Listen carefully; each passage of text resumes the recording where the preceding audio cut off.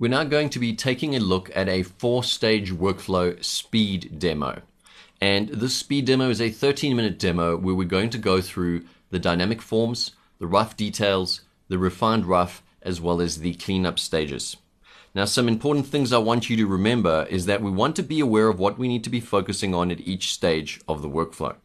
This particular demo leaves out many core theories from Module 6, character design, and allows us to keep design theories to a minimum so that our focus is really on the workflow.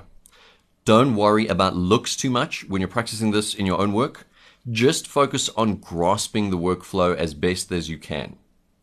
Following this 13-minute speed demo is the full 2-hour demo of this particular workflow, so please do watch it as you feel you need to. Alright, let's get started, and we're going to move into the dynamic forms stage first.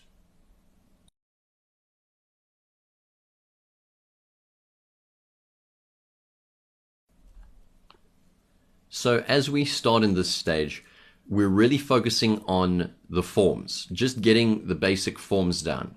Now, obviously, we want to think about kind of the pose, the angles that we want to do. We want to bring in that gesture theory, but we're not worrying about or being too overly concerned about details. You know, we're not going to add pockets at this stage and different clothing designs and things. No, we're just going to focus on the big forms and the big masses.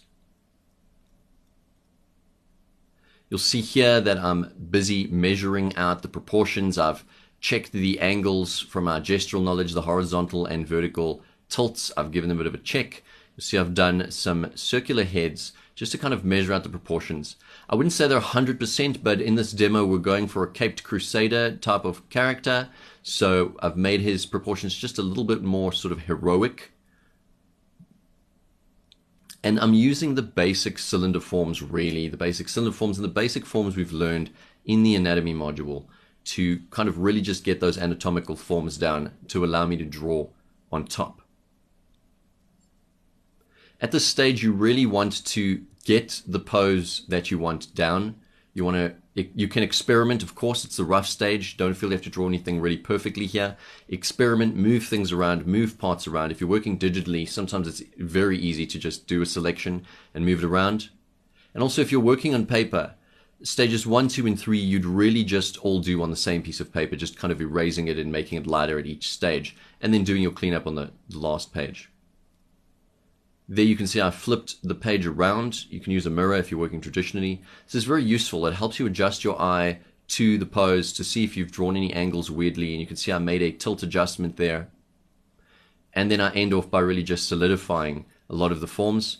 I add in the sort of the cape form, just the basic shape of it.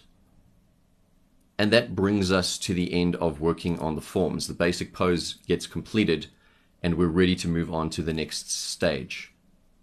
Make sure that as you end each stage, you're doing everything you need to for that particular stage of the work. So in dynamic forms, make sure that the pose is really solid and then move over to the rough details.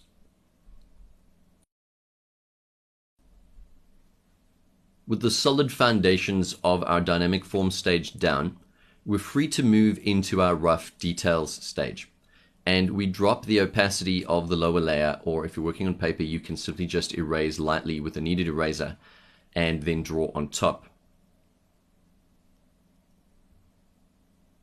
This particular phase is really about getting everything in the right location and looking relatively right, but we don't have too much concern for things looking neat and clean. We want to get things in. So everything that needs to be in should be in. All the design elements. Here you can see I'm adding the shape of his logo and a lot of the details of the anatomy, but not in some excruciatingly detailed way, just kind of a general way.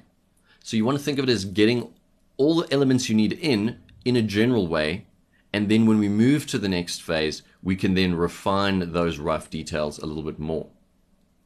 You can see here there's not really much attention paid to his facial expression or his hair design that much, although we'll probably just kind of enhance his hair design a little bit later on. But it's making sure the bulk of the details are in, but that the bulk of the details aren't necessarily detailed.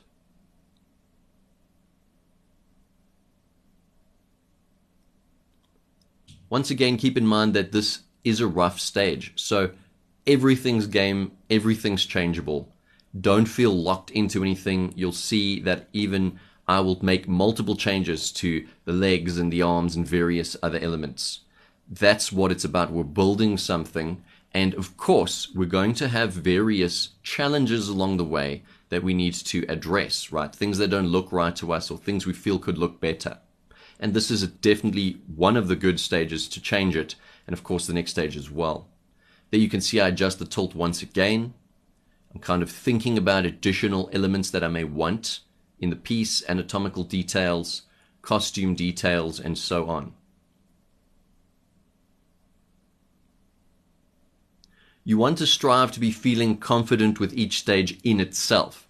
Don't think to yourself, oh, does this look good? Does this look good? It's not about looking good necessarily at these stages. It's more about, is it theoretically correct? Does it make sense? Am I implementing the various theories? In this case, for example, the tilts. Are the tilts there? Are the opposing curves there? Does my line of action make sense? Is it strong enough? And here you see me adding additional details and costume details to the rough details phase, and getting the bulk of all the details in, building on those foundations. The key thing to remember as we move into stage 3 is that this actual video lesson is really about workflow. I want you guys to understand and grasp the workflow, the concept of the workflow, and the various stages of the workflow. Think about what theories would plug into each stage. When would I use shape theories? When would I use form theories? When would I use both? When would I do detail theories? Should I be thinking about shape in the refined rough stage? The answer to that would obviously be yes. This particular stage is where we are refining these rough details up to a more appealing level. We're adding in elements, we're adding in details, we're making things look cleaner, we're making things look more readable, and we're building on that rough details foundation that we came from before. Once again, we made the layer a lot lighter. Once again, on paper, you would erase with the kneaded eraser and make it a little bit lighter. And we draw on top, iterating, adding details, making changes, and so forth.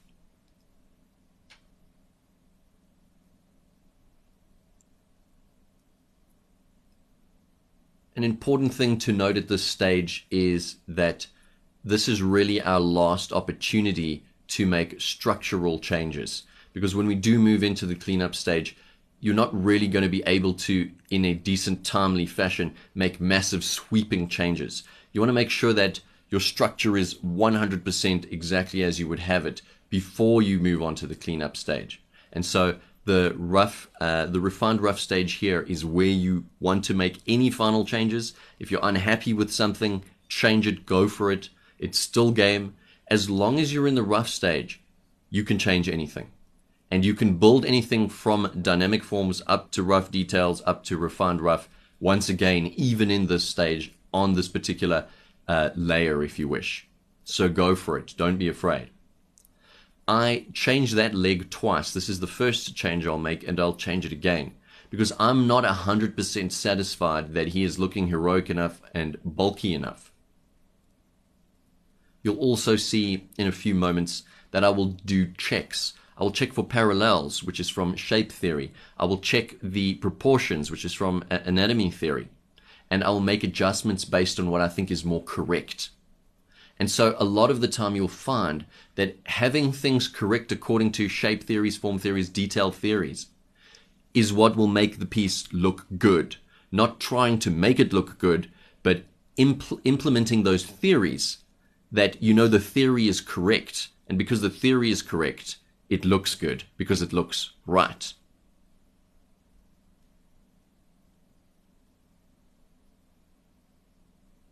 It's still very messy, it's still very rough, and honestly, go for it. It can be messy, it can be rough, because we're building, right? Or we're cooking in the kitchen. So just be messy, be rough, and do what you need to do to make it work. Here I check the proportions and I was checking the forms. I realized his torso was a little bit long, so I kind of brought it down from the crotch. I brought the crotch area up a little bit. And then I also noticed some parallels in terms of the silhouette of the legs, which I then changed. so that the internal negative space shape didn't have a silhouette. There's my second change of the leg. I brought it in more because I wanted him to lean back a little bit more, seem a little bit top heavy.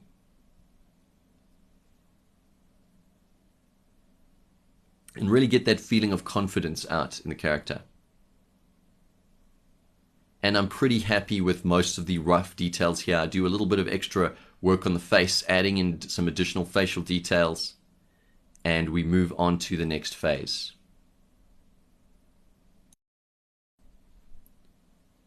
In this stage, we have quite a mindset shift. We're really wanting to be loose with the lines, get really perfectly straight lines going, focusing on the shapes, making sure things look really good as they can. We kind of want to avoid sketchiness and roughness, and really have a more of a clean look now. Unless, of course, the style you're going for has a bit of a rough look, then of course go for it. And really being loose with your arm, and also thinking very much about dynamic shapes, just the basic flat abstract 2D shapes, making sure they're dynamic. You'll see here as I move through the piece, I'm adding in final details. I don't stick strictly to the underlying plan, and that's really because I want to keep the lines loose, and sometimes when you're moving very quickly, the line is not going to be exactly to plan, but it will still look good. And so in a sense, I'm tracing over my drawing. But I'm being quick, I'm being loose with the strokes. I'm making sure things read, they're very, very clear. If I've defined dimensionality in one of the previous stages, I want to enhance that definition here.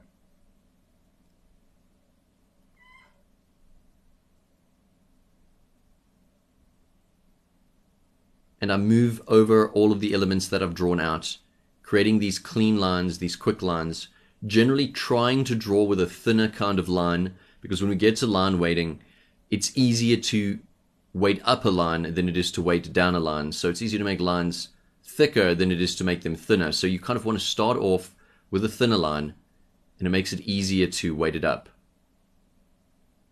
I'm very conscious, extremely conscious about overlaps at this stage, because I don't have all of these rough lines everywhere to help me see the difference between forward and background objects. The overlaps become extremely important. And so you'll want to be thinking to make sure that all of your overlapping lines read very clearly. And then once that is done, we move on to line weighting, which helps the overlaps and shows us what is in front, what is behind. I do two kinds of line weighting here. We'll cover this in a later module in more detail. But essentially, I thicken up any lines that overlap other lines. So any objects really that are in front of other objects, they get thicker lines. For example, the head in front of the neck. And then a underlying line, so a line that is being overlapped, I will put what is called a hook shadow underneath. It's almost like a small triangle shadow, and it comes from below that object. You'll see hook shadows pretty much everywhere there is an overlapping line. Don't worry too much about that for now, though. We will go into it in much more detail later on. But focus on really the mindset at this stage of the workflow. It's a very much an easy stage. It's very, very easy. There's not much thinking to be done because you've done all the thinking already. It's really cleaning up, refining, making little tweaks and adjustments, making the lines clean, making it look pretty. It's the icing on the cake. It's important to note that really you can't do this stage on a poorly designed work in the other three stages. It's basically polishing a turd. It's still going to be a turd. It's just a very shiny turd. So don't worry too much about this if you haven't got the structural stuff down. Get the structure down first.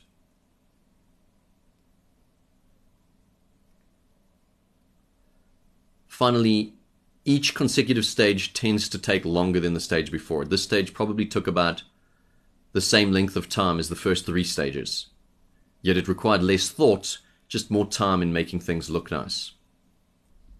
As we end this lesson, let me emphasize Workflow, workflow, workflow. This lesson has been about workflow and helping you grasp and understand the stages of the workflow, and also how powerful a good workflow can be to getting the final work done. Ultimately, we want to end up with a great drawing. We want to understand how to make drawings look great and look good. But before that, we need to grasp the workflow. So please don't worry about looks at this stage. Don't worry about looks even in terms of your own work when you're practicing this. Just focus on getting the stages of the workflow done and grasping this concept of workflow. And that's the end of this lesson. I'll see you guys in the next lesson.